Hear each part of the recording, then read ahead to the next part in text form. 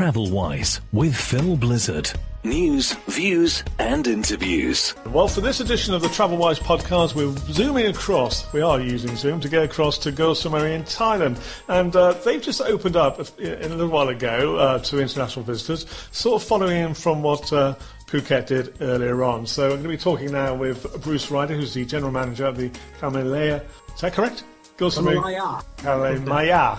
Okay, thanks very much. Koh Samui Wellness Sanctuary. So, Bruce, nice to be catching up with you. Sawadee Ka, and nice to be in the land of smiles virtually. Sawadee Ka, Phil. Thank you. Glad to be on. Yeah, Koh Samui on the, what should we say, the east coast of the peninsula, or the Gulf of Thailand, isn't it? So, that's right. Complete opposite side to Phuket, which I mentioned first of all. So, when did you start receiving international visitors? Well, the new initiative, which is basically the Sealed Route Initiative, or it's called Samui Plus, started on the 15th of July.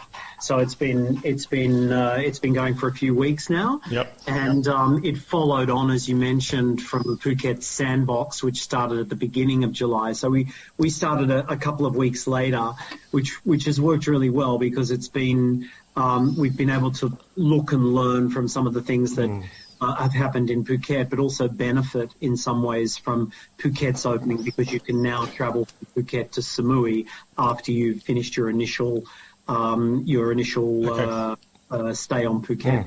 Now, in this podcast, I want to go through a few aspects, obviously about what you are offering at your wellness sanctuary, also look at what's happening in Koh Samui. But first of all, when you say sealed routes, how does this work? Can you fly into Bangkok and get a special flight down to the island, or what?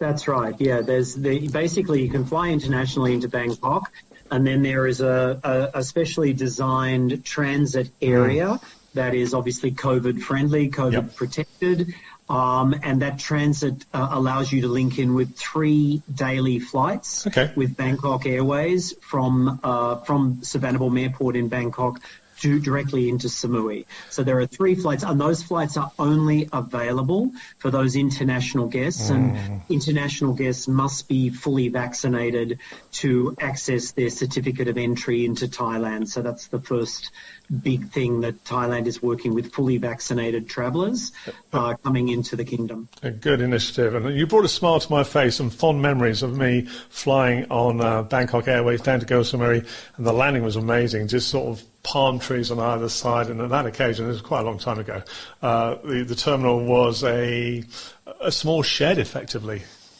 Well, I actually, it's interesting. This is I've now lived in Samui since January this year, and it's my second time living in Thailand. I actually think that Samui's airport is one of the prettiest airports in the world. It is completely tropical. It's completely open air. It's it's a little bit more than a shed now. I'm sure it will be. It's really a lovely design, very in keeping with the island. So, talking about you mentioned the island there. Talking about the island now, let's move on. What is there for visitors to Koh Samui? How, in terms of restaurants and bars and so on, are they open or what? They are. Samui, we're very lucky in Samui. We've got limited cases of COVID here on the island, and the island is very protective of that status. Everything is open on Samui. Obviously, some businesses have closed over the last month. That's happened all over the world, obviously. But from a regulations perspective, everything is actually open and operating on Samui. One thing you can't buy alcohol, and that's something that's happened quite a lot in Thailand as one of the restrictions that they've had. But other than that, everything is open. You can purchase alcohol, you just can't buy it in restaurants and bars. But everything is open. You can have a massage. You can go out to dinner. You can do any of the water sport activities. Everything's open, and the island's beautiful at the moment. I mean, it's hard for the island because we don't have a lot of tourists as yet, but it is fantastic for people coming here because the beaches are pristine. Brilliant. The water is beautiful. It's never looked more beautiful. This is the time to travel, isn't it? When you haven't got masses, makes things a lot easier to get around and everything else, I suppose. TravelWise with Phil Blizzard. News, views and interviews. I'll come back to the sealed route and things afterwards, but let's go on to the Wellness Sanctuary. And what are you offering? Well, Kamalaya has been around for this is our 16th year actually, and wow. we say we are a wellness retreat with luxury rooms. I mean, we're not a resort, a standard resort with a spa.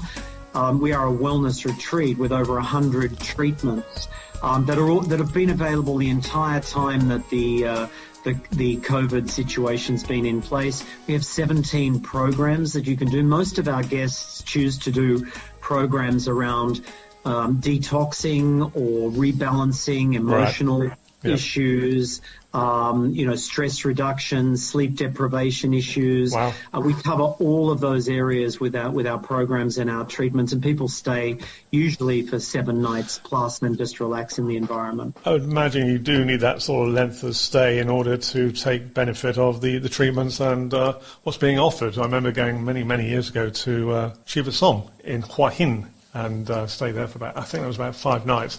So, guest profile, what is your typical guest? Look, our typical guest is we do mostly, we don't, very, very, very few families. We're really focused on single adults and couples. And we get a lot of an incredibly high number of single travellers. Quite often, the husband or the wife or the partner is here and for their first stay at Kamalaya, and then quite often we find that the partner, husband, wife, comes separately the next time, or they come together because the original stay has been successful for that person. But they're generally, we have a high proportion of Americans and Europeans and Australians are our biggest markets. Yes. That's what we're seeing starting to regenerate again now. So since you've opened up to international travellers, has that profile changed at all? I mean, it's early days yet. What you're talking about, just over 2.5 weeks or something like that, isn't it, since you've been open? Look, it's really interesting at the moment. I mean, what we're learning out of this whole situation is you can't rest on your laurels, and obviously like the Australian market is completely locked up, so we can't access that at all. Europeans, there's so many different rules and regulations, but we're seeing the Middle East, which has never been a huge market for Kamalaya, but that's starting to move quite quickly for us. We're seeing more people interested from Singapore and Hong Kong because we think the proximity to Samui and that those flights are going to open up sooner. But we're also seeing a lot of interest from Americans again, because the United States obviously is fairly much has fairly much opened up, and Americans are definitely keen to travel. So, but definitely we've opened up our minds. We've seen a lot more Thais traveling to Kamalaya. Okay. And that's something we never focused on in a big way. Sort of staycation aspect, isn't it? Like we have here in the UAE. And I want to go back to what you were saying about you're seeing more Middle East travellers. Can you sort of specify, is it UAE, is it Qatar, Bahrain, Saudi, or it's a little bit of everywhere, but I have to say the UAE is the biggest market for us. And we're also getting some business from other areas, but the UAE is obviously the biggest opportunity. Is that going to be expats living in the UAE or Emiratis? Because the Emiratis love Thailand. Yes, it's a combination of both.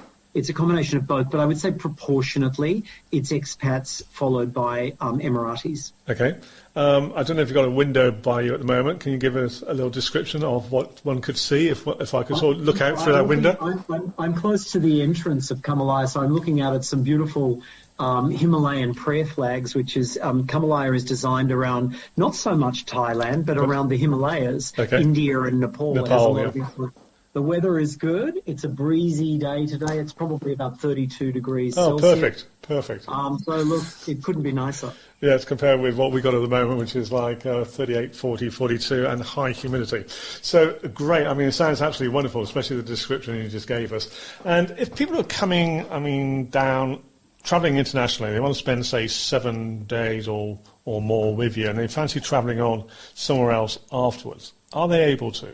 Yes, they are. So the way the situation works at the moment is There's the Phuket system, and at the moment that's staying 14 days in Phuket, and then you can move around Thailand. You can, yeah. That's going to reduce, we think, very soon. We don't have a firm date, but in the next couple of weeks, we think that's going to reduce to 7 days in Phuket, which means we'll see a lot more people moving across to Samui. Here in Samui, the Samui Plus system is you must stay 7 nights in a designated resort. Yeah. And we are not one of those designated quarantine resorts, but you stay in those resorts for 7 nights. On day 8, after you've had a couple of COVID tests, you can leave that resort and go anywhere you like. And that's what we're seeing. We're seeing people moving out of quarantine and then starting a program here at Kamalaya on day 8. All right. Well, Kamalaya sounds a wonderful place to be based for 7 or 10 days. That's absolutely marvellous. And we hope you can you boost a bit more traffic from the Middle East. And Bruce, thanks very much indeed for joining us on the TravelWise podcast. We're going to finish off. We have some good news at the moment from the UK. They've now put the UAE onto the amber list, so you might lose a few people going west instead of east. But people desperate to get back and see their family. We'll put up a good fight. Yeah, sure you will. Thanks very much. Thank you. Bye-bye. TravelWise with Phil Blizzard.